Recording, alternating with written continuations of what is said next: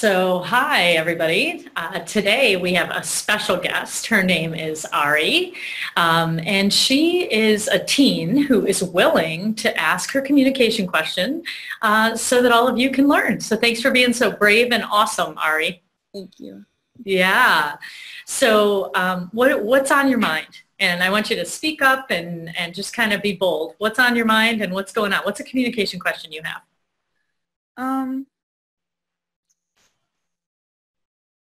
Something that I struggle with a lot, I think, is how to a lot of people I know struggle trying to get their point across a lot because a lot of people worry about their reputation and stuff. Mm-hmm. So they don't say something they're gonna regret and then be judged for it always. Right. Know that they need to say it. Yeah, so kind of this way that, what do you do when you're basically filtering yourself so that other people won't talk about you behind your back like that? Yeah. So what would be an example that somebody would be worried about? I would say someone to be, or someone would probably talk about their personal life.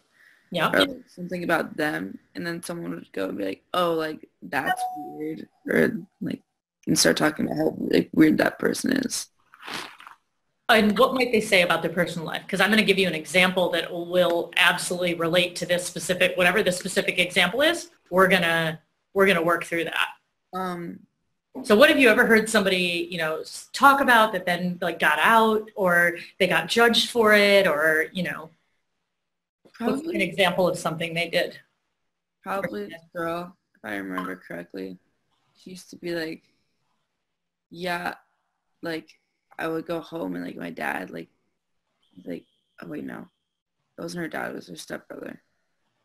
And she would always post videos of them, but they're really close, and his leg is always on her, his arm is always on her leg, and everyone judges her a lot for that, and everyone thinks it's really weird.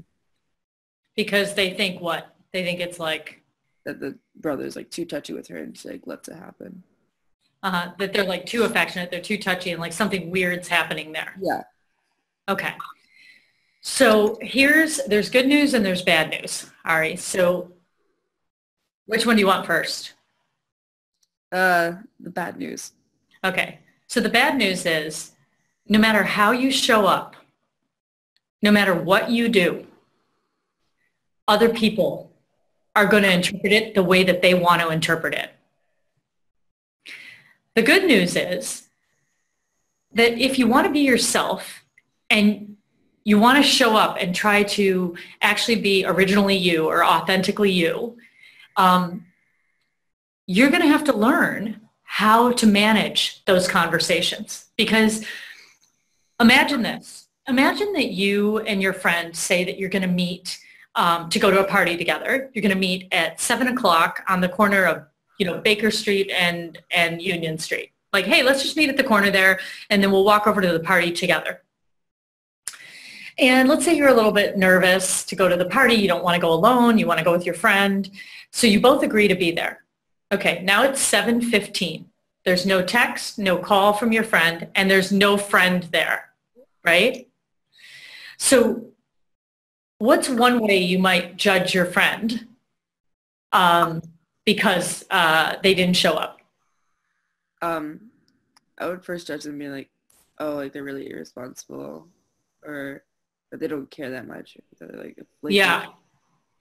Yeah, so you might say they're really irresponsible and they don't really care that much, right? Now, what if you made a different judgment and you made it about yourself? What would that judgment be? What if it was about you? Probably oh, am I annoying? Why don't they want to hang out with me? Why did they ditch me? Yeah. Or what if you made it about something bigger than either one of you? What might you say?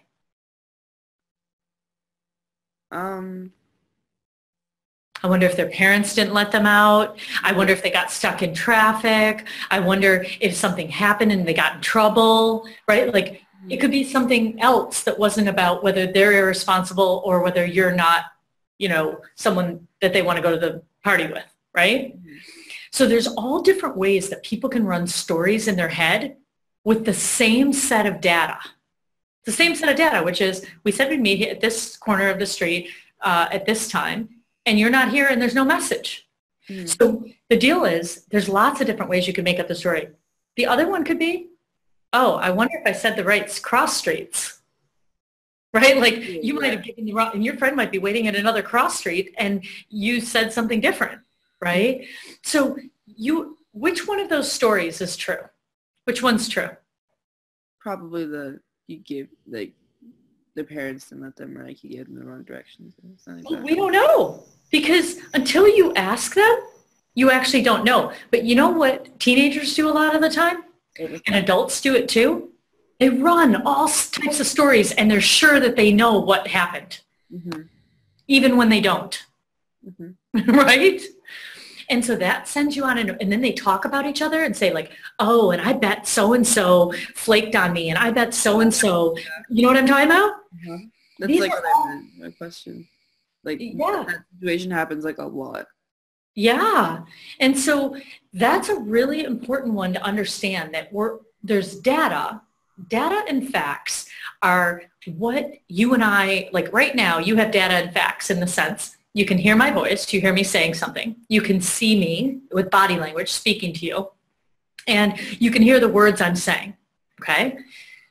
Now, that's data. Data is like what you pick up with your five senses. Like there's a text saying we'd meet at 7 o'clock. Oh, we said we'd meet at Baker and Union Street at 7 p.m. on this day. Oh, facts. Other fact, I'm looking around, my friend isn't here. I look at my phone, no voicemail. That's all facts. There's an infinite number of ways that you can interpret those facts to spin something to the story you want to believe and make other people believe. Yeah, 100%, yeah. So really the take home is when you realize that there is something that somebody's saying, you got to ask yourself, are they giving me facts or are they making up their version of the story? Does that make sense? Yeah. And once you do that, when your friend comes up to you and shows up maybe at 7:20, instead of getting really angry or upset at your friend, right, what you do is you speak to the facts. What you say is, hey, I thought we were going to meet at 7 o'clock. And then you ask a question. What happened? Because if you start using, I knew that you disrespect me, you're a jerk, you don't this, it's going to be a disaster. Right, yeah. And since you now know that you don't actually know which story is true until you ask them, what you do is like, hey, I thought we were going to meet at 7. What happened? And then they say, oh, well, you actually said Union and Chestnut in the text, and you're at Union and Baker, so I just thought I'd come looking because I thought maybe we had our streets wrong. You see how much drama you just avoided? So what you do is you state the fact, the data, and then you ask a question. Does that make sense? Okay, so the good news is now you know that. The bad news is all your peers don't. So they might still be really confused and they might be telling stories about everybody else. And you now can ask questions like, how did you know that? How did you know that they did it intentionally and they meant to be a jerk? How do you know that? And they're like, oh, well, they always do it. Yeah, well, yeah. You know that that's not fact. That's a story that they're making up. Yeah? So what were your takeaways? What were your takeaways from our session today?